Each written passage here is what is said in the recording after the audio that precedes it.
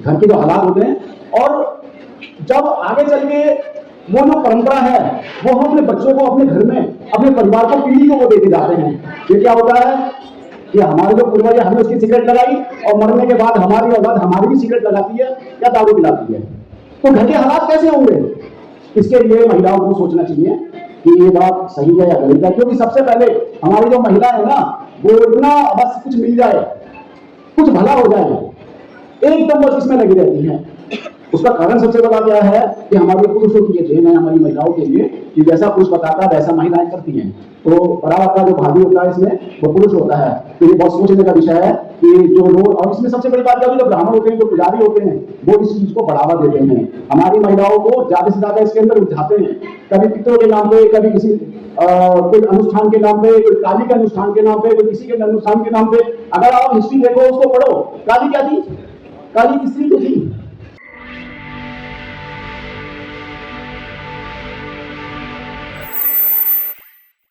नारी शक्ति को नमन करता हूँ। हमारे राष्ट्रीय अध्यक्ष श्री देव सिंह जी, हरनाम जी, बाली जी, राजेश जी, सचिन जी, और बैठे हुए हमारे जो भी दोसाए हैं, साथी और कार्यकर्ताओं, सबके लिए जय भीम, जय मूल निवासी, जय संविधान। साथियों, मैं क्योंकि प्रैक्टिकल ही अधिकतर बोलता हूँ और प्रैक्टिकल ही बोलूँगा, क्योंकि मेरा 16 साल की उम्र से लेकर आज 55 साल की ये एज है।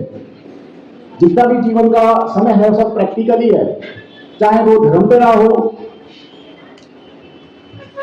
चाहे धर्म रहा हो या सामाजिक रहा हो और तंत्र रहा हो। मेरा जीवन का पूरा प्रैक्टिकल हमेशा मेरा रहता है कि कुछ ना कुछ मुझे सीखने के लिए मिलता है। योगा की जैसे क्लास लगाता हूँ तो कोशिश करता हूँ उसमें भी कुछ नया सीखने के लिए मिले।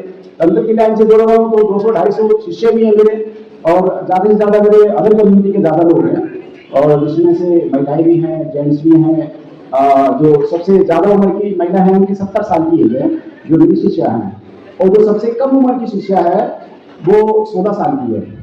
तो मेरे पास हर प्रकार के लोग हैं। तो अब मैं थोड़ा सा हमारे समाज के अंदर अंधविश्वास बहुत ज्यादा है, उससे कुछ प्रैक्टिकल कुछ चीजें बताऊंगा, और कोई चाहे तो मुझे उस पर डिस्कस कर सकता है, बातचीत कर सकता है, प्रैक्टिकल आके समझ भी सकता है, और अगर मैं नहीं समझा सकता वो मुझे समझा सकता है, उसके लिए भी मैं तैयार रहता हूँ।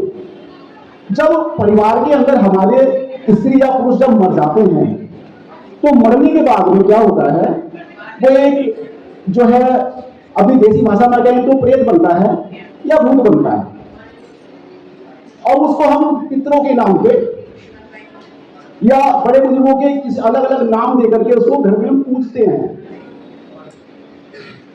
प्रैक्टिकल ये सही है या गलत है कि मरने के बाद भूत बनता है या प्रेत बनता है? ये तो आपने अपने मन से मान लिया कि वो देवता बना है, ऐसा है या नहीं है? आपने मन से मान लिया कि देवता बना है, लेकिन रियलिटी में वो भूत या प्रेत ही बना है।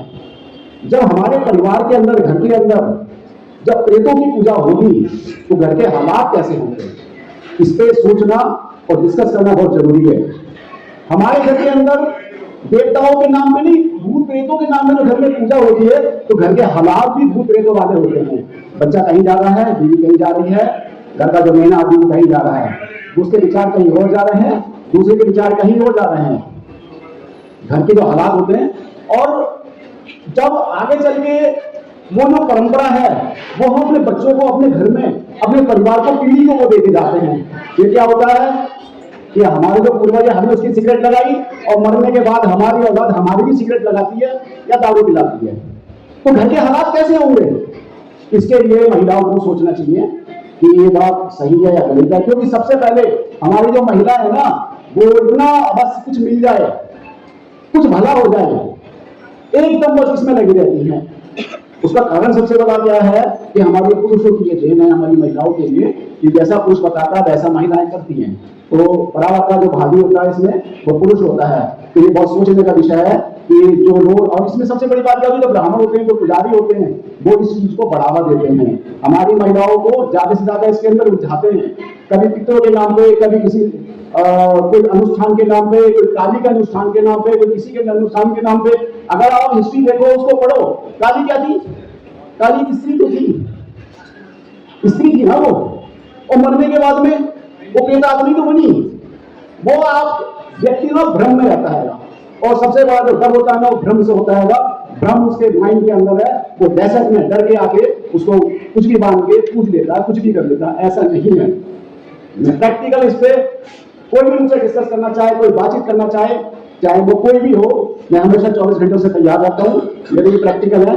मेरे तंत्र पे बहुत सारी साधनाएं, बहुत सारे मेरे साधक हैं, साधिकाएं हैं जो बहुत अच्छे लेवल की हैं, और जो अच्छी अच्छी जिन्होंने साधनाएं सीखियां की है, लेकिन प्रकृति से रिलेट करके, प्रकृति से जोड़ा। प्रकृति के अंदर अथाह शक्ति है, उसको हम समझ नहीं पाते, उसको समझना बहुत जरूरी है।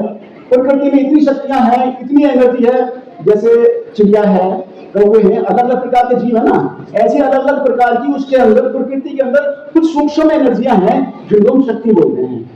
उनको अगर देखा जाए, प्रकृति हमेशा देती है, देती नहीं किसी से भी। प्रकृति से आप जो भी मांगोगे, लेकिन उसका टाइम टेबल है कि इस टाइम से इस टाइम तक प्रकृति संसार के अंदर हर चीज के इतनी नजदीक होती है। आप उससे जो मांगोगे आपको 10 गुना बढ़ा के देता है।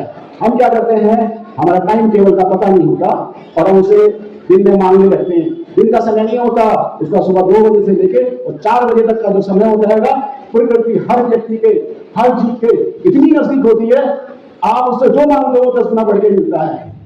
जैसे एग्जाम्पल, आप सोए हुए होते हो, उस समय सबसे ज्यादा गहरी नींद उसी समय होती है व्यक्ति की। ऐसा होता है या नहीं होता है? क्योंकि आप प्रकृति से, नेचर से नींद मांग रहे होते हो और आपकी नींद को 10 गुना प्रकृति ने बढ़ा दिया होता है। अरे वो संतों का समय रहा है, चाहे गौतम बुद्ध रहे हो, चाहे गुरु नानक रहे हो, उनका जो समय रहा है, उन्होंने जो प्रकृति से लिया है और वही समाज को दिया है, तो हमें ऐसे महापुरुषों से बहुत कुछ सीखने के लिए मिलता है। हमारा जो समाज है एक गलत दिशा में जा रहा है, उसको देख देख करके हमें बड़ा सोचना पड़ता है।